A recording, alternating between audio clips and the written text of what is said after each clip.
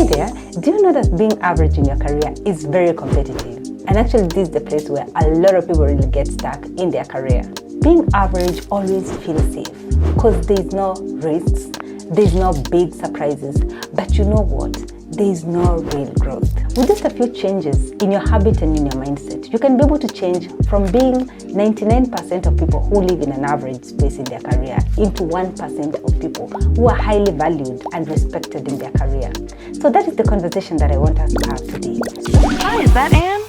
I've been meaning to catch up with you. If you're new here, my name's Anne Wangoi, your career bestie, and this is the channel that will help you find purpose and fulfillment in your career. If that sounds good to you, I want you to hit the subscription button and I want you to turn on the notification button so that you don't miss out any of our videos. Number one, start small. So most people struggle because they tend to start big, and at the end of the day, it gets so overwhelming to them. Starting small doesn't mean that you have low expectation.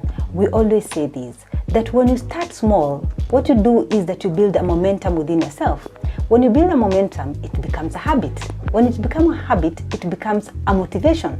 So at the end of the day, you'll just start small and achieve the big thing slowly by slowly. Let's have a practical example that can explain this more. If you want to become a reader, you can have two options. A big option of one, saying that every week you want to be reading a new book, right? Which you might do it the first week, the second week, and then you just lose it at a point, right? But if you decide or tell yourself, since I don't have a habit of reading, I'm not used into reading, let me put some small achievable goals and small steps that I can be able to introduce myself into reading. So you decide to tell yourself, every day you'll be reading a chapter. So by the end of the year, because you'll start by formulating it, you create a habit, you create momentum. By the end of the year, you'll be able to read multiple number of books. How do we apply this concept? The first thing is you identify your goals. That is the first thing that you need to do. The second thing is you break them into small habits that you can be able to achieve within very short period of time. And of course, the third thing is you need to be consistent over and over time. Most people tend to set big goals that at a point they feel so overwhelmed and they quit. But this 1%, focus on setting small goals which are repeatable, and at the end of the day, they bring change. Number two, reduce friction for good habits. Friction is that thing that makes a task harder. And most of the time when a task has got so many friction, you tend not to stick with it and you tend to leave it. So how do you fix this? Make good habits better and tasks better by reducing obstacles and also reducing the friction. And the bad habits, increase more obstacle in it so that you can be able to stay out of it. Let's have examples to really explain this. If you want to become consistent in your workout, make sure that before you go to bed, put your workout outfit closer in a place that when you just wake up in the morning, you just pick where and then you go. If you want to cut down on social media, log out your account and remove distracting apps on your home screen.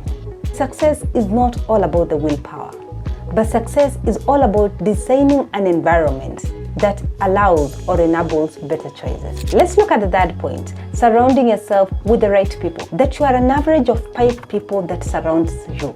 So your mindset, your habit, your behavior are highly influenced by the people who surround you. So how do you fix this? Can you make sure that you surround yourself with people who challenge you for growth, but not those people who tend to pull you back and down in your career? Let's have an example. If you want to improve your finance, make sure that you spend time with people who are financial savvy, rather than spending time with people who are spendthrift. If you spend time with them, you're gonna become like that. How to apply? Number one, seek mentors who are where you want to be. Number two, make sure you join communities that enable you to grow. And the last one, distance yourself from toxicity and negative influence. I want us to summarize this by saying, growth happens when you elevate your circle. The third one is ask more questions. We say that curiosity always fuels growth. Instead of just sitting down and just watching, can you ask more questions? Can you be curious to understand? When you see people who are ahead of you and they are successful and they are where you may wish to be, I may wish you ask questions. Learn from them. Understand what is the process that they went through so that you don't just assume and say they just reached there by the virtue of what they just did that you don't know. But by you asking them answering you, and you can now be able to understand how was the growth process. Let's have an example. You have this colleague who is maybe your friend in the office, and you see them getting promotion. Instead of just feeling discouraged and thinking that maybe they have done something different, get to ask them questions so that you can understand how they reached there. For example, you can ask them, what is the skill set that they acquired? You can ask them, what did they do? You can ask them, what else can you do so that you can be able to grow from where you are to where maybe they are? So how to apply this concept? The first one, can you make sure that you study successful people around you and look at their strategies and how they applied them? The second one, can you ask why and how instead of just assuming or accepting things the way they are? And of course, the third one, read books, listen to podcasts, and enroll to courses. They are going to help you. This 1% that we are talking about, these are people who don't just work hard. No.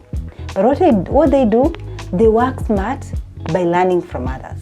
Our fifth point is we talk about run small experiments, right? So this one, I want you to have the concept of a scientist. What do? They test an idea, right? They measure the results, and then now they adapt. So this is what we say, instead of waiting for the perfect moment, start with small ideas, test them as you see the results. Another small idea, you test them as you see the results. So at the end of the day, you'll make the big change by having these small ideas and these small changes. For example, let's try and have this in form of an example. I want to grow my personal brand.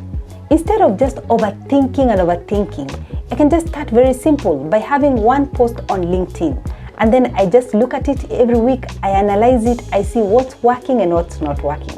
What's working, I double it and I put more strategies around it. How to apply the concept? Number one, can you identify an area of improvement? Number two, can you start small trials, maybe per month or per week? And the last one, make sure you track results and you adjust them accordingly. Success is not all about having a perfect plan, not at all. But success is about learning, tweaking, and improving. And the last point we talk about, bounce back from failure. Most people avoid failure, but failure is just a feedback. Instead of fearing mistakes, use them as a learning opportunity. Every setback has a lesson if you're willing to see it. As Henry Ford once said, failure is simply the opportunity to begin again, but this time more intelligently. Let's have an example. Entrepreneurs fall multiple times before they succeed. The difference is that entrepreneurs tend to treat this failure as a process, not the end of the road. So that keeps them trying and trying again. So how do we apply this? Number one, can you reframe failure as a learning experience? Number two, ask, what can I learn from this? Instead of, why did this happen to me? The last one, keep going, adjust your approach, but don't quit. The 99% let failure to stop them. But this 1% use failure as a stepping stone.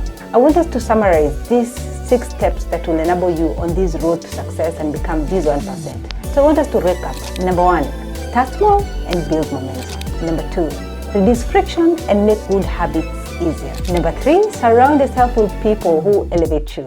Number 4, can you be curious? Ask, question, and study success. And number 5, experiment, learn, and adapt like a scientist. And the last one, always see failure as a feedback, never a defeat. None of these is complicated, but it makes all the difference. So what's your next step? Let me know in the comment section. I want to know which among the tips that you are going to use as soon as today. And if the next step is finding a better job, so check out this video right here. It breaks down the 5 biggest mistakes that helps people not get an interview. This comes from reviewing over 10,000 resumes. Trust me, you don't want to miss this. See you in the next video.